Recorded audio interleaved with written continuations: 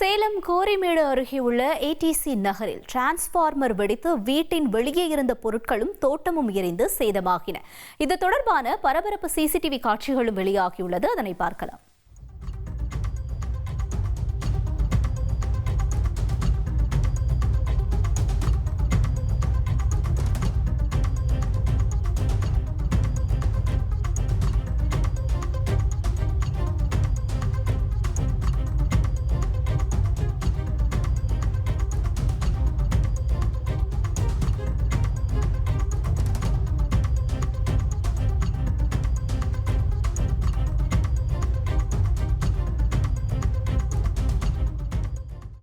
கூடுதல் தகவல்களுடன் இணைகிறார் செய்தியாளர் தமிழ்ச்செல்வன். தமிழ்ச்செல்வன், வணக்கம். இப்ப இந்த வீட்டினுடைய உரிமையாளர் தரப்பிலிருந்து இந்த சம்பவம் தொடர்பா என்ன சொல்லப்படுது? விவரங்கள் என்ன?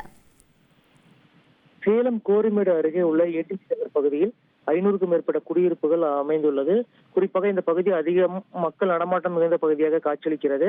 இந்த பகுதியில் திடீரென டிரான்ஸ்பார்மர் ஒன்று வெடித்து சிதறியதன் காரணமாக அந்த பகுதியில் இருக்கும் சுதர்சன் என்பவர் வீட்டின் வெளியே நின்று கொண்டிருந்த சைக்கிள் மற்றும் அவர் தோட்டத்தில் இருந்த சருகுகள் எல்லாம் பற்றி எரிந்து கடுமையாக சேதமடைந்தது.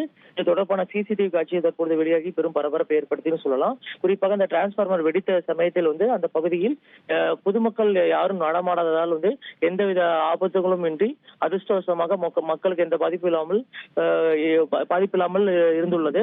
குறிப்பாக அடிக்கடி இந்த மழை பெய்து வருவதன் காரணமாக இந்த பகுதியில் அடிக்கடி இது போன்ற டிரான்ஸ்பார்மர் வெடித்து சிதறுவது போன்ற பிரச்சனைகள் அடிக்கடி இருந்து வருவதாக பகுதி பொதுமக்கள் தெரிவிச்சிருக்காங்க.